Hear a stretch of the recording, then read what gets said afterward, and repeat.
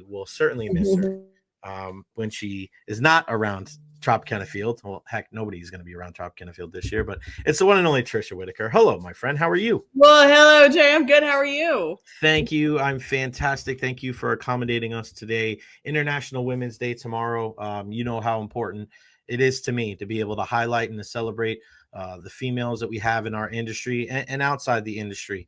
My mom's coming on at 1:00 today, even though she doesn't have anything to do with sports other than she used to pitch wiffle ball in the backyard. But thank you for all that you have done, and we will certainly miss you. But yeah, I mean, just take us through kind of that.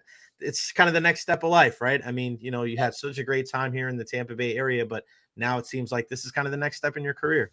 It is the next step. And I loved the Rays. Obviously, I had way too much fun when it just shouldn't even have been considered work half the time.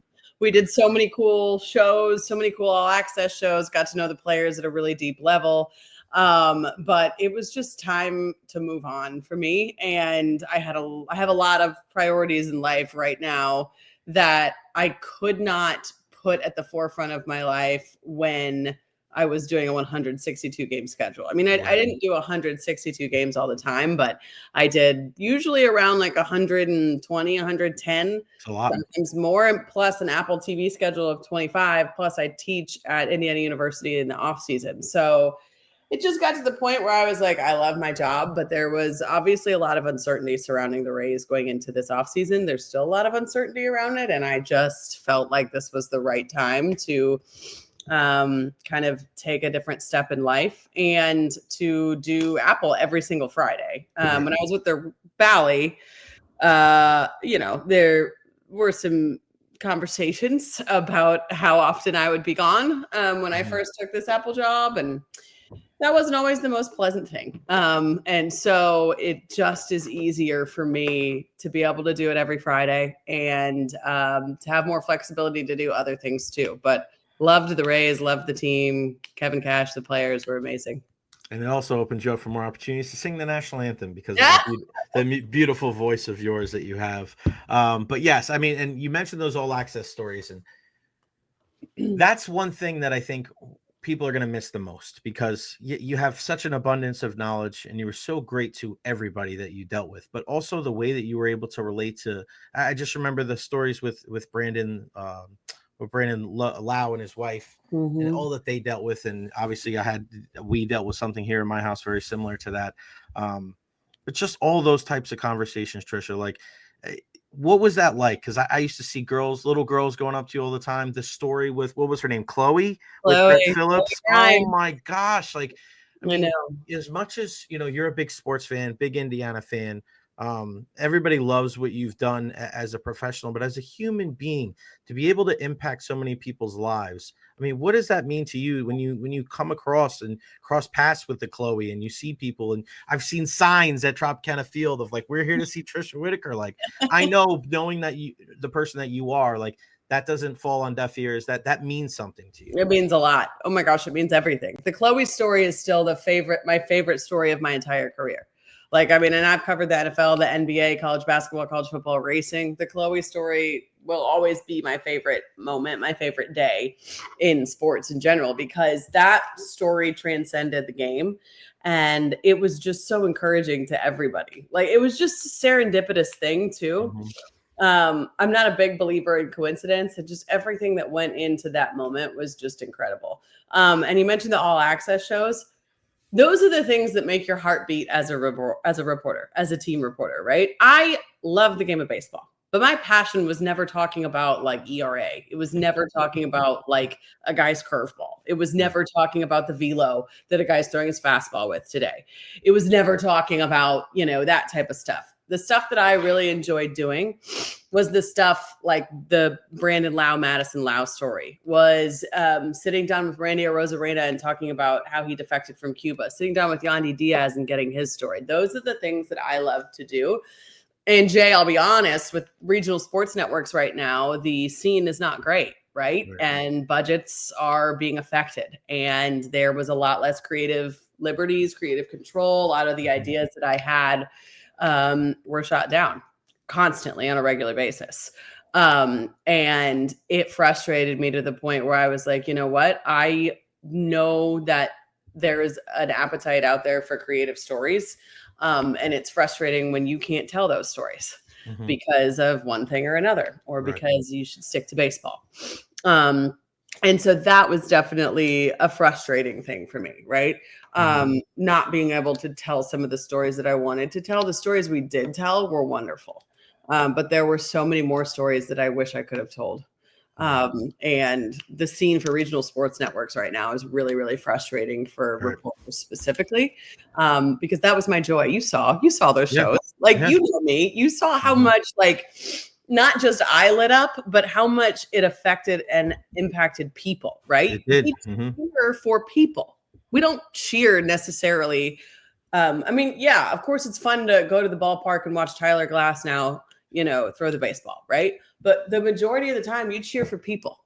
Right. And I took that very seriously about my job. And the second I felt that was somewhat being taken away was the second that I was like, that's not what I'm here for. So, that was my joy. And I loved telling those stories. And I'm so glad that you liked them. And I know that there were a lot of people there who loved those stories too.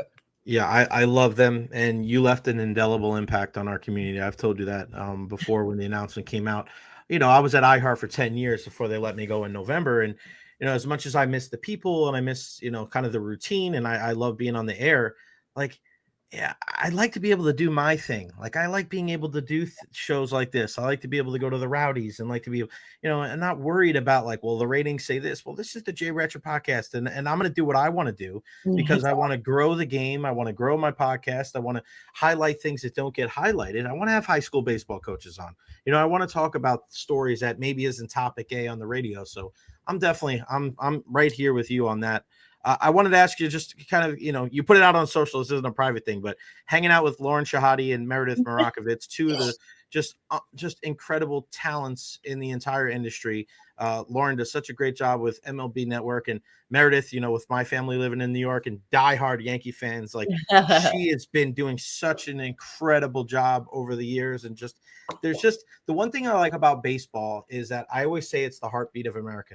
It's consistent. It's every day, whether you win 10-0 or lose 10-0, you get up the next day and you go to work. You get up the next day and you play again. Right. And I think that consistency, I feel like, and I don't want to speak out of turn, but your friendship seems very consistent. And it seems just whenever you guys meet up, when you guys post a picture, you're all smiling and going crazy. We had the comment a couple of years ago with Taylor Tannenbaum with the jean jacket at the restaurant that went on fire. But it just seems like, your friends and some of the really strong and talented women in our industry, they're all in that same wavelength. There's no jealousy or cattiness amongst those kind of elite performers in the crowd. Not these girls, not me and Meredith and Lauren. I mean, you're going to find your jealousy, your cattiness. You're going to find some people who just are not good people. Right. And when you find good people, you got to hold on to them as tightly as you can. Lauren Shahadi and Meredith Marakovitz have just been two of not only my closest supporters in the industry, but just closest friends in general. And when you find those people in the industry, it's rare, right? It's rare to find people who have good intention. You know how this industry is. You think somebody has good intentions, and then you just realize that they are terrible people, and you can't trust certain people. So when you find people like Lauren and Meredith, it's just, we have a friendship that's going to go forever. I mean, I could get out of baseball tomorrow and I'd still be close friends with those two. And Lauren is obviously full of so much wisdom because she's been doing this for so long and she worked her way up. So she speaks, and Meredith speaks to my class every single semester. And Lauren started at North Dakota at a local news station. I started in Green Bay, Wisconsin at a local news station. And that just speaks volumes to me that she's still willing to spend so much time with my students and impart her wisdom when she now is at the top of her game and has 900 things going on. Meredith as well. I mean, Meredith is a face for the Yankees, right? She is. And 100%. I don't think she's appreciated the way that she should be, right? She has been there, done that, right? And she is one of the most recognizable people when you're walking around New York. We can't walk around New York with her without being stopped 900 times.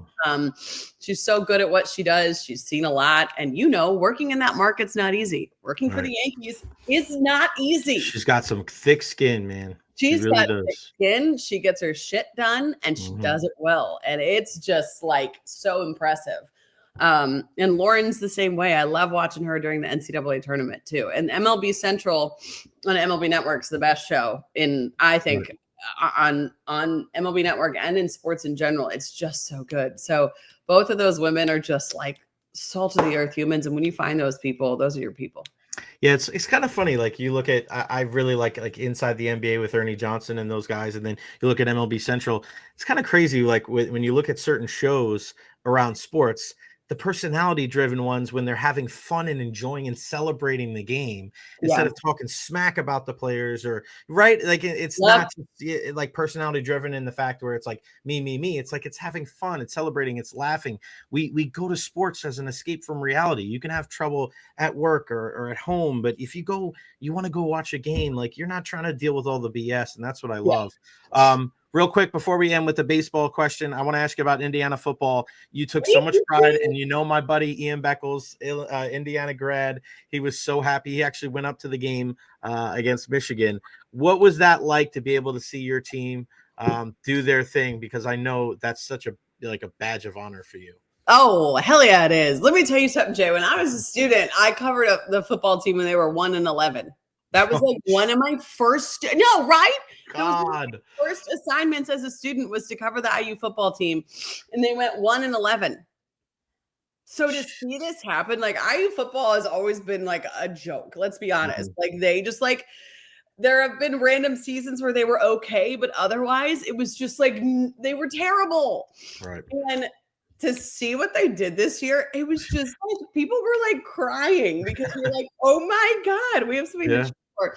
And it's not just sports, like the economy around Bloomington, where I'm from, where I teach, it just boomed.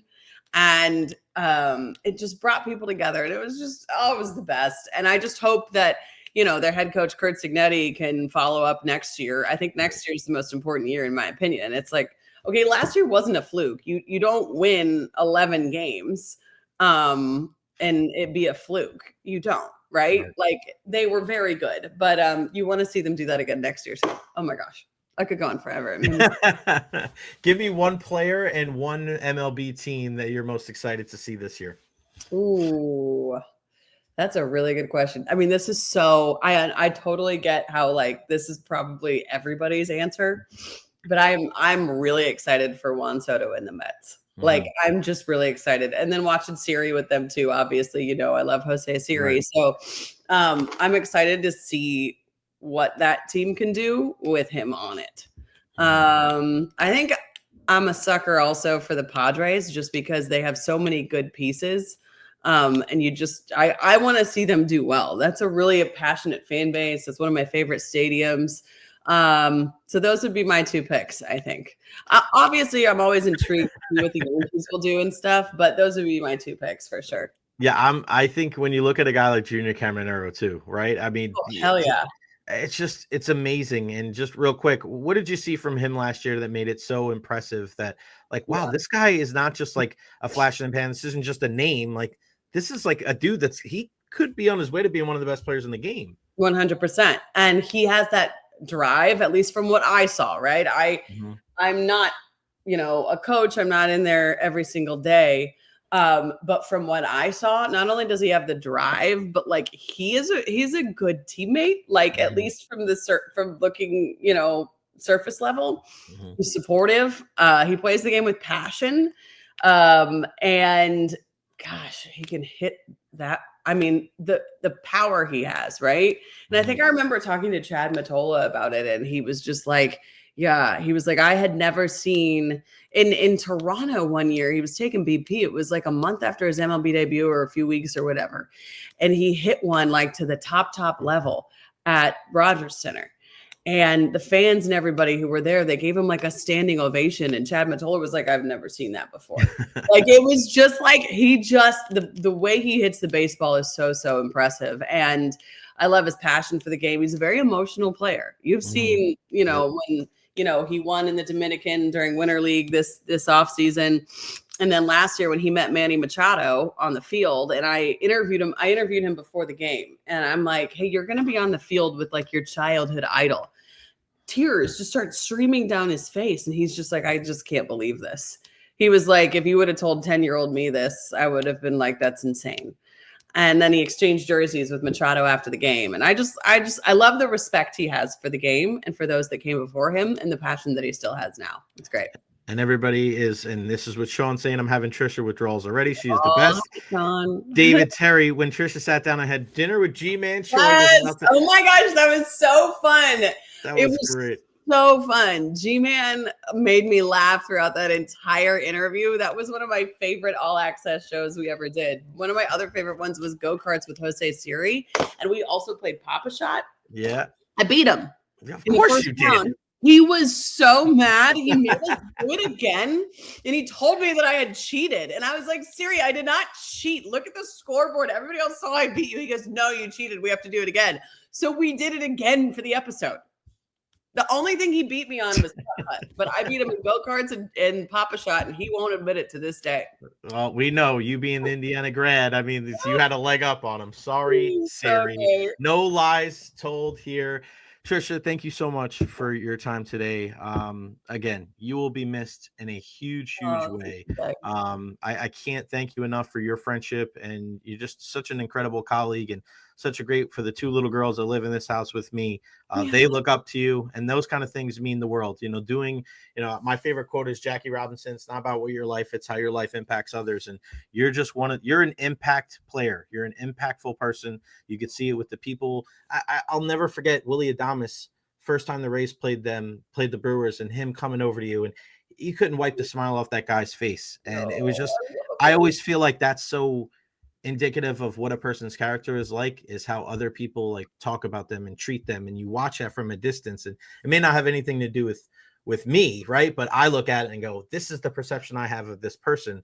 And it's real because I see other people have that too. DJ, your longtime photog, who I see all the time at Amalie Arena. I saw him the other day. So when I see him again, I'm going to definitely tell him that I spoke to you. I love that, man. Well, Jay, let me say thank you to you too, because you are there's a lot of men who say they're supportive of women in the industry outwardly, but they are not actually. They don't walk the walk. They do not talk the talk. And it's cool for them to say they're supportive, but they're not supportive. There's a lot of people that I have worked with that I will never talk about that publicly, but they are not supportive of women, no matter how much they say. You are, and you not only talk the talk, but you walk the walk. And I've always appreciated that about you. For those 6 years I was in Tampa, I always felt supported by you. And that's rare. So thank you. You are a gem. Thank you. Thank you. So enjoy the rest of your weekend and travel the world. Give my love to everybody involved. Say hi to your pup in the background. Well, it's so great. Thank you again, Tricia. Talk soon. See ya. All right. Bye.